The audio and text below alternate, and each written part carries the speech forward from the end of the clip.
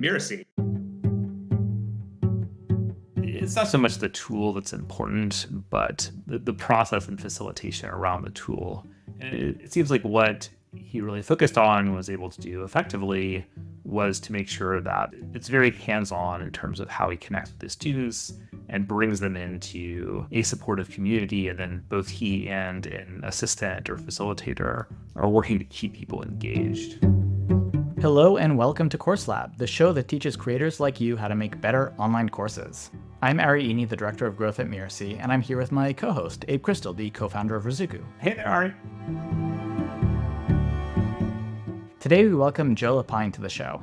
Joe is an accomplished translator and runs a company called Lion Translations. Through his online academy, he helps other translators master the art of translation. Thanks for joining us, Joe. Thank you so much for having me. To kick things off, the question I like to ask is, could you give us the 30,000-foot view of yourself and how you came to the world of online courses? Yeah, absolutely. So translation was not my first career. I actually started out as a music teacher, a high school music teacher of all things, and I ended up going back to school and earning my degree in translation, which actually turned out to be a much better fit for me personality-wise. I launched my own translation company. I had this key moment where I was with my wife and my mother-in-law, and she asked me how much I made because she was actually the bank advisor at the bank that I had to go to and had some transaction to do. And when I told her how much I made, suddenly something clicked in my mind. I was like, oh my God, I went back to school for all these years and I'm barely making more than minimum wage. And in that moment, it's like I thought, oh my God, I've been through so much in my life. I'm starting a new career. If I'm going to do something new, I'm going to make a good living at it. And right then, it's like something switched, a flip went off in the brain. And I thought, I'm going to make this a six-figure career. And so what I did, I launched my translation career like so many others. I loved it. I've worked for many prestigious institutions, translating their documents and books and all kinds of things, magazines, you name it. But I also hired business coaches throughout those years. So that really helped me to develop the business side of things. And I realized that there's a real lack of proper business training in the field of translation. It's like everyone wants to translate.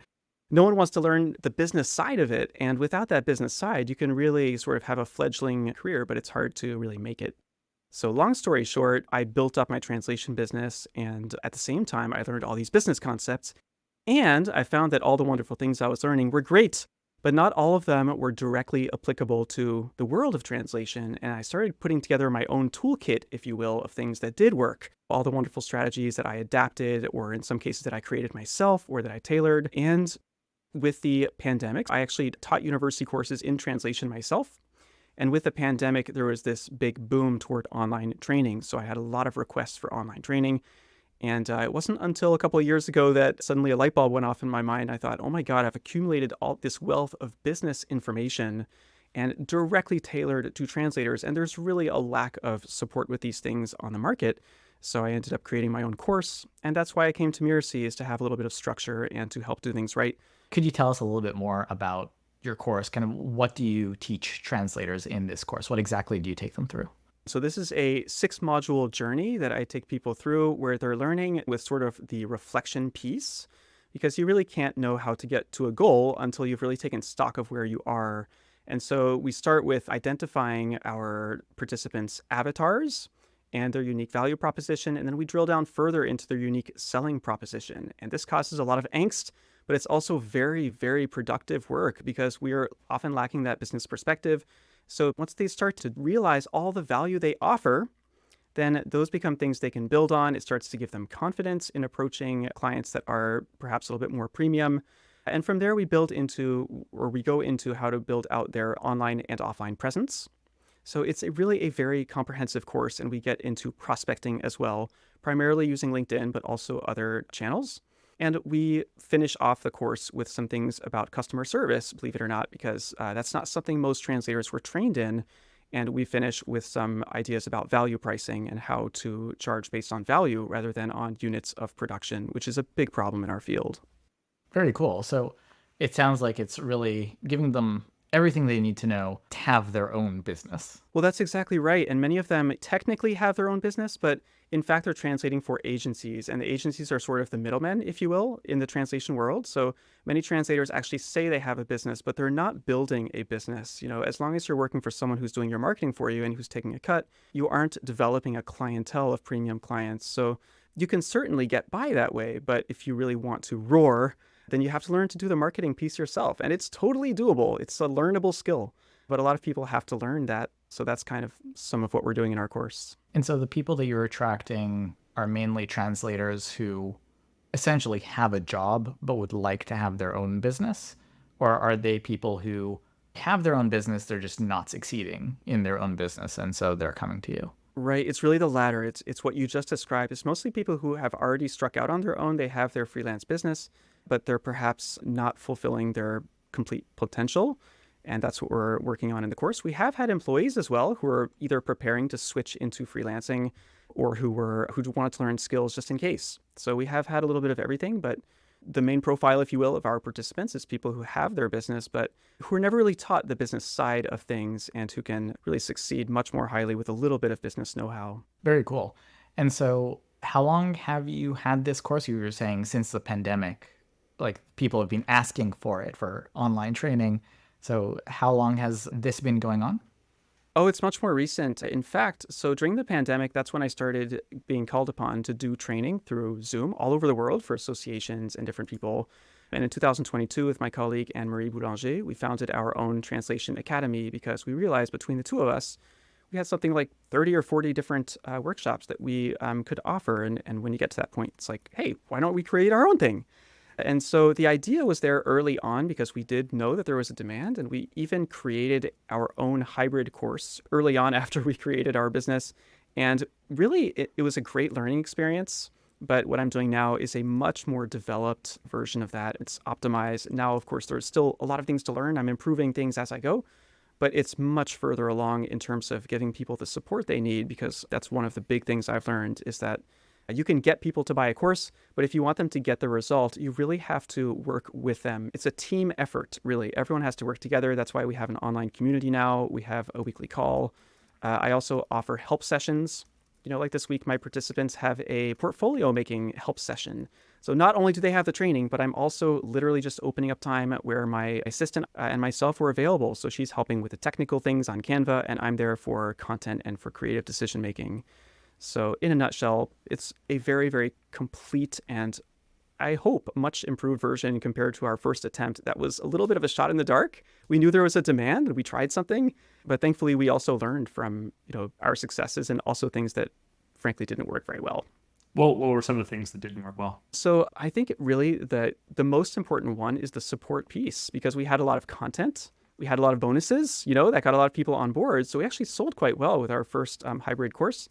But I think the main thing was the support. And there are already enough courses out there that tell you the what. You can even jump on YouTube and find some of the what and some of the how. But having someone work with you and say, oh, in your particular case, maybe this LinkedIn headline would be better. Or maybe in this case, have you thought that you could branch out into this market that's very closely connected to what you're describing to me right now?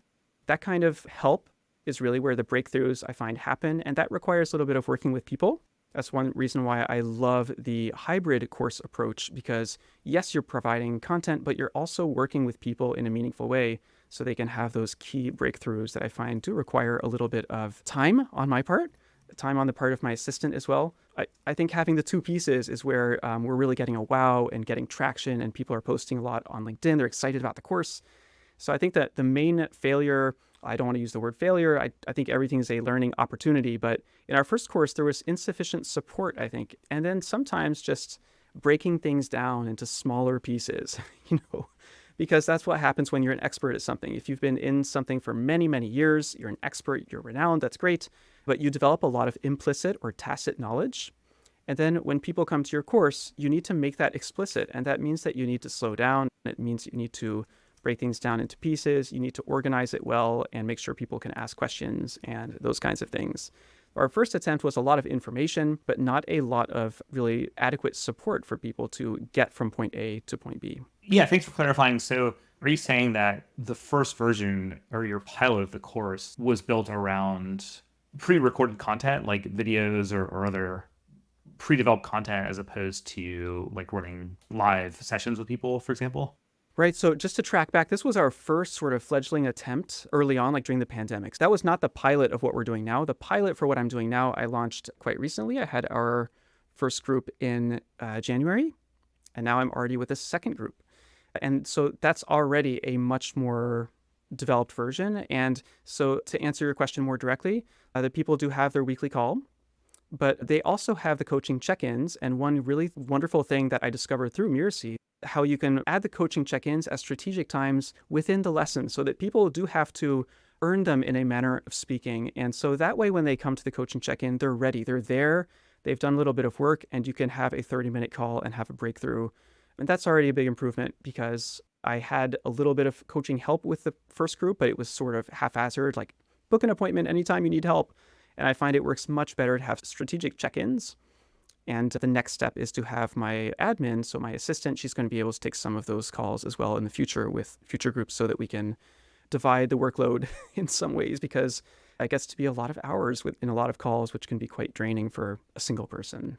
Yeah, I was just sort of trying to tease out the approaches for people listening who are maybe thinking about creating their first course or wondering how to go from step 0 to step 1 or step 1 to step 2. And something we often talk about in terms of iterative course development is running your pilot or your first test version of a course in a way that involves a lot of touch points, a lot of interaction with students. And so it sounds like that's something that you kind of learned, you're saying, from your first almost like pre-pilot, what you did to this newer version. Yes, quite right. And I've only added more touch points as time has gone by, because that's critical. And sometimes just a few minutes of my time can make the whole difference, from someone falling off the course and it's just not happening to someone thriving and really getting a result. So yes, that's a really key part of it. So we've got the video modules every week, and then people come to the group call. On top of that, they're getting their check-ins when they get to strategic points within the course. So that's sort of how we have it structured. The other big change is that in the pilot group, I did not have a community. I didn't think I needed one. I thought, we'll have videos and we'll have a weekly call, and that's all we need. But actually what I found quickly is that people wanted to speak amongst themselves. They wanted to be able to network with each other. Since we did have 25 people, it's enough of volume where people were getting some real value out of speaking to each other and networking and working together on projects. And they had questions for each other sometimes. So I got requests to create a community. So we have a Discord community for our group, and that's been a huge success. I have to say the interaction is great. People get a lot out of it. They're very happy with the value that they get from that space. And to what extent are you active in Discord? Are you moderating and answering questions or all that? Or is it mostly self-organized? You created the container and they're just running it themselves? Right. So what I've ended up doing is saying I check in once a day. Sometimes it's once every 2 days. And my admin or group manager, whatever you want to call her, Gwen, does a great job. She loves to give people links and helpful resources and encourage them. And she's absolutely wonderful at that. So she does the day-to-day. Like if I took a few days off, it wouldn't really be a problem. But I like to check in as well so that I can get people unstuck. And we have strategic channels. So we have each module in the course has its own Discord channel within the course. We also have one with questions for the next group call, because that's one important thing I discovered in our pilot is that without some kind of a container for people to ask questions in advance, group calls can get a little bit disorganized, or one person can easily monopolize the group call through no ill intent of their own. It just happens, So it really helps actually to create a space and to remind people to throw in some questions before the call so that you can just jump in, start answering questions, move through it. Everyone can get a little bit of help, get what they need. And those things do take time and planning and effort, but they really pay off. I mean, we sometimes think of Discord as a tool that tends to appeal to people who are on the younger and tech savvier side of the internet population. Is that how your audience tends to skew anyway? Or did you see any issues with people being able to adopt Discord as a tool? No, it's gone quite well. And I think that an important part of it is simply preparing them and saying, for example, just post. Don't worry, if it's in the wrong space, we'll move your post. Or Gwen will remind you of where it can go. It's not a big deal. Just jump in.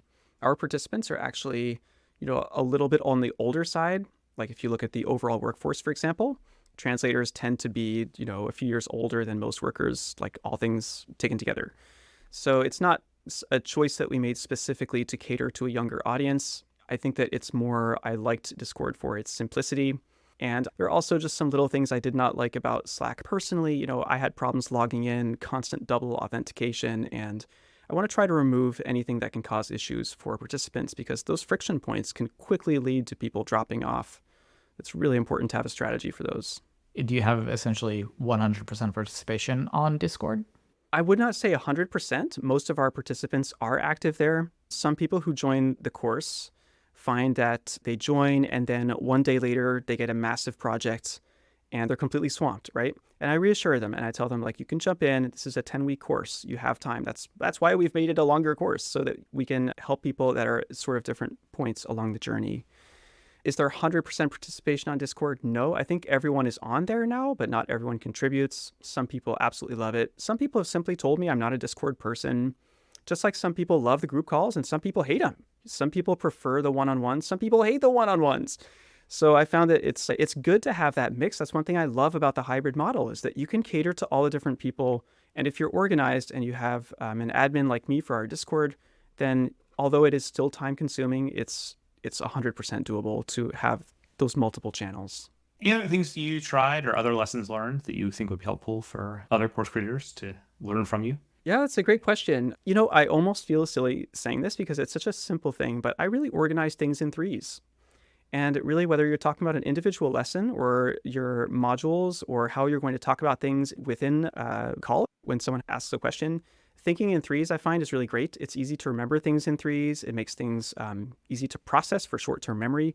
So, like, I know some people really struggle with devising all their lessons and those kinds of things. But because I'm always thinking in threes and I'm always trying to make sure, maybe that's another point I would add here, is just the same way it's great to have multiple channels in which people can interact. It's really important within the lessons to also have multiple ways that people can engage with that content. That's also something I've improved, because at first it was just watch the video and then come to the class. And now for practically every lesson, I have an action step.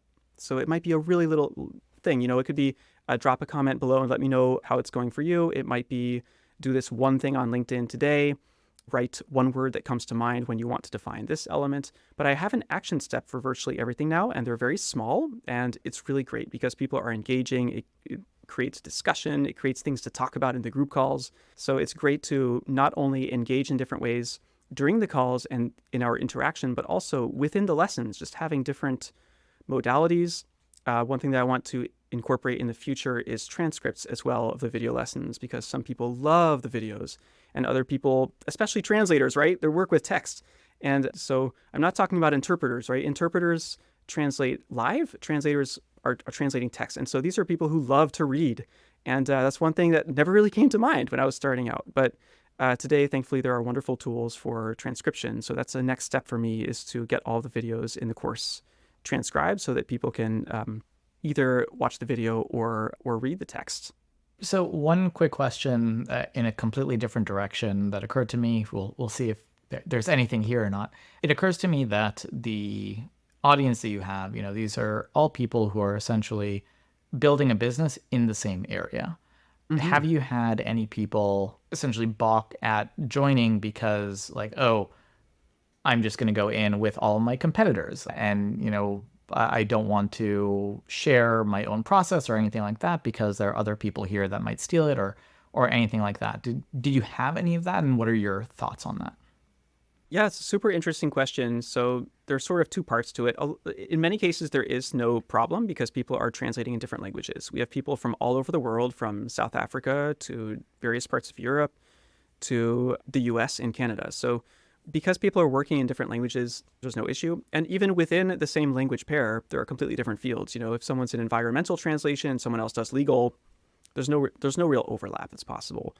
There are some cases where potentially some people within the course could be competitors, but I think that that's something that we all happen to share within this group. We tend to be people who choose not to view each other as competitors, but rather as potential collaborators, right? If you have too much work, it's great to be able to call on someone else and send the work out, and you can help each other. And that's actually been another great thing about the Discord community, is that some of the participants have started working together, literally forming groups and taking on projects. And so that's been added value from the course. And it's kind of magical to see that you create the container, you create the course, right? You do everything you can. It's almost like watering a plant. And then one day it's like this thing sprouts up, boop, and you go, what's that? And it's really great. It's really exciting. It's very beautiful because the course takes on a life of its own. And the participants start creating their own solutions based on what they're learning. They start to implement it in creative ways, work together. So that's been a really rewarding part of the journey as well. Very cool. Before we wrap up, where can our audience go to learn more about you and your work, Joe?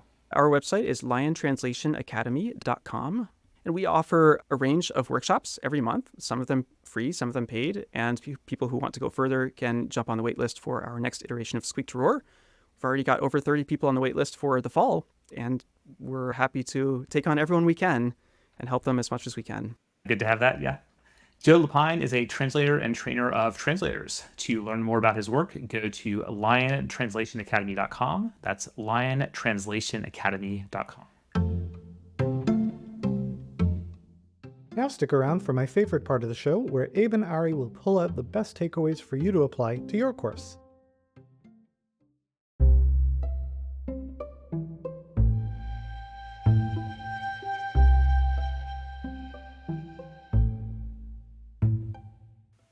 All right, Ari, it is time for the debrief.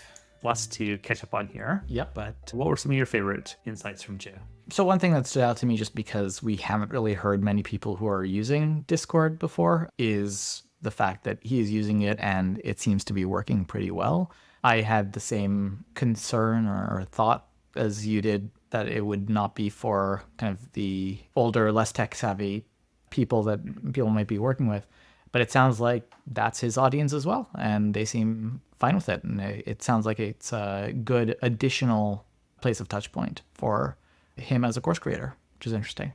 What I took away from that discussion is that it's not so much the tool that's important, but the process and facilitation around the tool. And it seems like what he really focused on, was able to do effectively, was to make sure that it's very hands-on in terms of how he connects with his students and brings them into a supportive community. And then both he and an assistant or facilitator are working to keep people engaged. And so that's a process that could work with almost any tool, right? If you're going to be that committed to it. Absolutely. I think I would be hesitant to have people take away the idea that they just need to set up a Discord server for their course and invite people to it, and it'll be off to the races. To me, it's much more about the facilitation was the key win here. 100%. I mean, it used to be that the default was a Facebook group, which also, unless you're in it, it doesn't actually do much to support the learning and the course. Yeah. So same idea, but I do like it as an additional tool. But one thing that he mentioned is that he specifically chose Discord over, for instance, Slack, because he had some bad experiences with Slack and, figured that his students would have similar experiences. And so just thinking about the people who he is serving and making sure that whatever tool he does choose, assuming that he's going to put in the effort to support it properly, is actually aligned with what his people would actually be able to do and would be able to use and would use effectively. Yeah. I mean, that gets to process as well, right? So another sort of theme in his experience is just the importance of getting back to basics and on process. And as much as we talk about it, there still seems to be a pretty prevalent perception or mental model people have that courses are about packaging information. And we just have to find new and creative ways to say that courses are not about just packaging information. One way for that lesson to sink in is to hear actual stories of where people tried that and it didn't work. So, hopefully what will resonate with people here is Joe tried that and it didn't work, right? He tried to just put together some information about how to have a better translation business and sell it to people. And yeah, he got interest, right? So that validated that people wanted the help with the problem he was solving. So that was great. But when it was just information without the structure, the support, the community, it wasn't actually effective, in helping people reach their goals. Yeah, I feel like many people, they get very caught up in the first step of the process, which is selling. And I mean, he was saying he was able to sell. Like, he didn't have a problem there, but people weren't getting the results. And the only way to sell long-term and have a long-term thriving business is to create good results for your clients. Yeah. And so he definitely learned that and is doing a lot of work. And it sounds like now he's trying to figure out ways to actually spend a little less of his time personally interacting with people one-on-one, because it sounds like it's gotten to be a lot, but he's seen the importance of it and is really putting in the effort to make sure that people are getting the support that they need. Anything else that was on your list to review? I'm just looking over my notes. Nope, that's it. I guess, just a final piece that we could reiterate for people is this also just recapitulates the value of understanding and serving a very narrow and focused audience, right?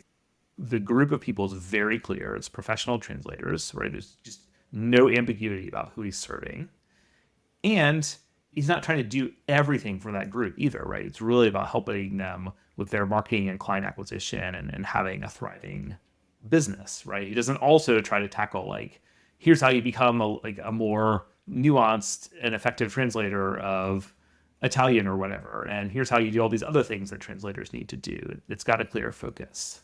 So again, just remembering these fundamentals of iterative course design for a very narrow and focused group of people, that alone takes you so much farther than the kind of, unfortunately, a bit naive approach to course development that we often see. Yep, 100%. Joe Lépine is a translator and trainer of translators. To learn more about his work, go to liontranslationacademy.com. That's liontranslationacademy.com. Thank you for listening to Course Lab. I'm Abe Crystal, co-founder and CEO of Rosario, here with my co-host Ari Ini. Course Lab is part of the Mirasee FM podcast network, which also includes such shows as Once Upon a Business and Making It. If you don't want to miss the excellent episodes coming up on Course Lab, follow us on YouTube or wherever you listen to your favorite podcasts. And if you're enjoying our show, please go ahead and leave us a starred review. It really does make a difference. Thank you, and we'll see you next time.